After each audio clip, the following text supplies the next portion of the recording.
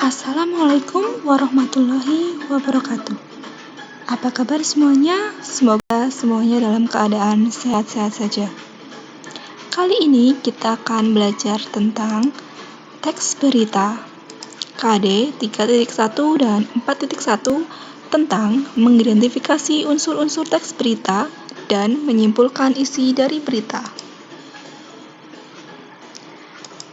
Tujuan pembelajaran kali ini, yang pertama, dapat memahami pengertian teks berita. Yang kedua, dapat mengidentifikasi unsur-unsur berita. Yang ketiga, dapat menyimpulkan isi berita. Pertama, pengertian teks berita. Pernahkah kalian membaca teks berita? Akhir-akhir ini banyak sekali berita, baik berita yang membanggakan maupun berita yang menyedihkan. Kali ini Ibu sudah membaca berita tentang angkat besi Olimpiade Tokyo, Windy Cantika Aisha persembahkan medali pertama. Dalam berita tersebut, diinformasikan bahwa Windy Cantika Aisha memperoleh medali perunggu dalam cabang olahraga angkat besi di Olimpiade Tokyo 2020. Windy Cantika menjadi orang pertama yang memberikan medali bagi Indonesia di Olimpiade Tokyo. Selain berita membanggakan itu, Ibu juga sudah membaca berita tentang kronologi kebakaran di kantor BPOM yang diduga karena korsleting. Jadi, berita tersebut berisi mengenai kebakaran yang terjadi di kantor BPOM pada Minggu malam. Diduga kebakaran tersebut karena korsleting listrik. Pernahkah kalian membaca berita tersebut? Atau kalian pernah membaca berita yang lain yang akhir-akhir ini sedang hangat dibicarakan? Jika kalian sudah pernah membaca berita, tentunya kalian akan mengerti apa itu teks berita. Teks berita adalah teks yang melaporkan kejadian atau peristiwa atau informasi mengenai sesuatu yang telah atau sedang terjadi. Penyampaian informasi dapat dilakukan melalui berbagai media seperti surat kabar, televisi, dan radio. Dalam teks berita, informasi yang disampaikan merupakan peristiwa yang aktual. Apa itu aktual? Peristiwa yang sedang terjadi atau yang hangat-hangatnya terjadi atau yang sedang banyak dibicarakan. Dalam teks berita, informasi yang disampaikan juga harus faktual. Apa itu faktual? Faktual, informasi yang benar-benar terjadi atau kenyataan terjadi. Dalam teks berita, informasi yang disampaikan juga haruslah informasi yang penting. Informasi yang disampaikan juga harus menarik, sehingga berita tersebut menarik dibaca atau dapat menarik banyak pembaca. Selanjutnya, unsur-unsur teks berita terdiri dari 5W plus 1H. Apa saja? Yang pertama yaitu what atau apa, yang kedua atau where atau di mana, yang ketiga ada when atau kapan, yang keempat ada who atau siapa, yang kelima ada why atau mengapa, dan yang terakhir ada atau how. Dalam bahasa Indonesia biasa disebut dengan adik Simba yang merupakan akronim dari apa, di mana, kapan, siapa, mengapa, dan bagaimana. Pertama, what atau apa berisi tentang apa peristiwa yang diinformasikan dalam teks berita. Unsur yang kedua, where atau di mana, berisi di mana peristiwa itu terjadi. Berisi tempat kejadian peristiwa. Selanjutnya ada when atau kapan, berisi kapan peristiwa itu terjadi. Ini berkaitan dengan waktu kejadian peristiwa. Selanjutnya ada who atau siapa, berisi siapa yang mengalami peristiwa tersebut.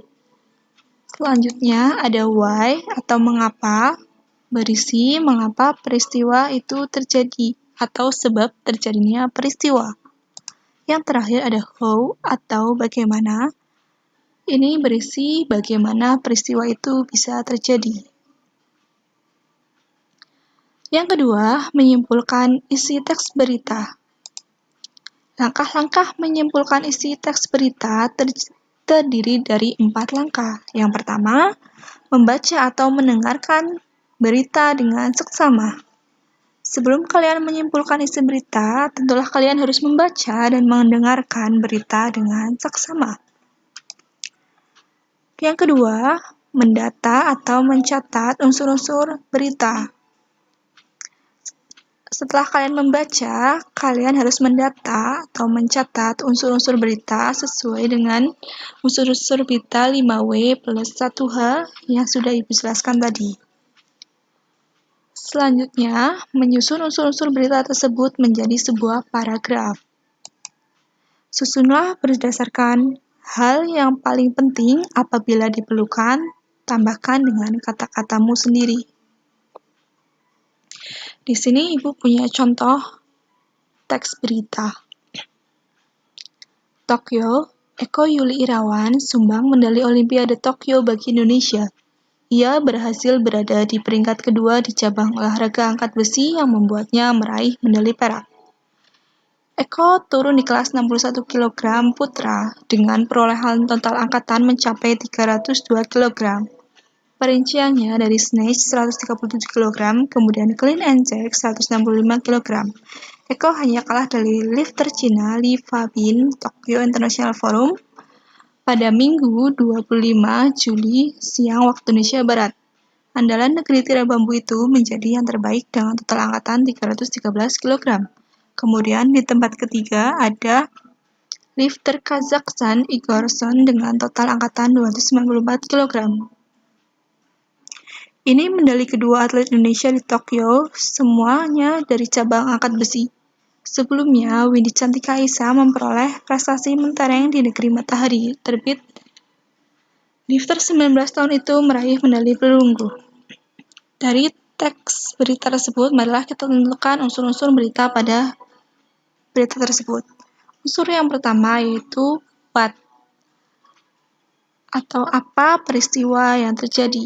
Peristiwa yang terjadi yaitu Eko Yuli Irawan sumbang medali Olimpiade Tokyo bagi Indonesia, di mana peristiwa itu terjadi di Tokyo International Forum, Jepang.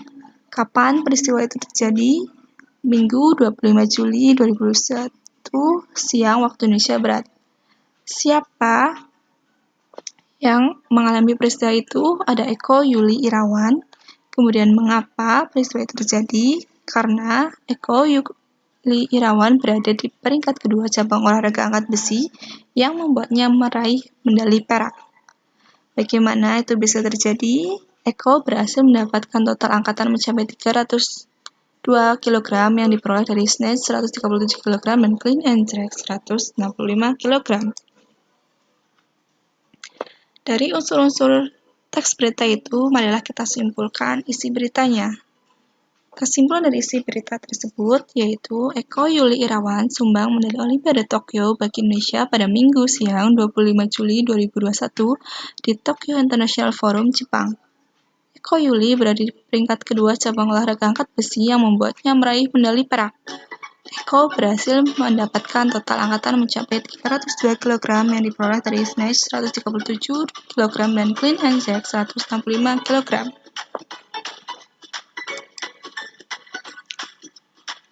Demikian pembelajaran kita kali ini tentang teks berita, mengidentifikasi unsur-unsur berita, dan menyimpulkan isi teks berita. Terima kasih telah bergabung dengan Ibu di pembelajaran kali ini. Selalu jaga kesehatan dan protokol kesehatan. Ayo belajar dan tetap semangat.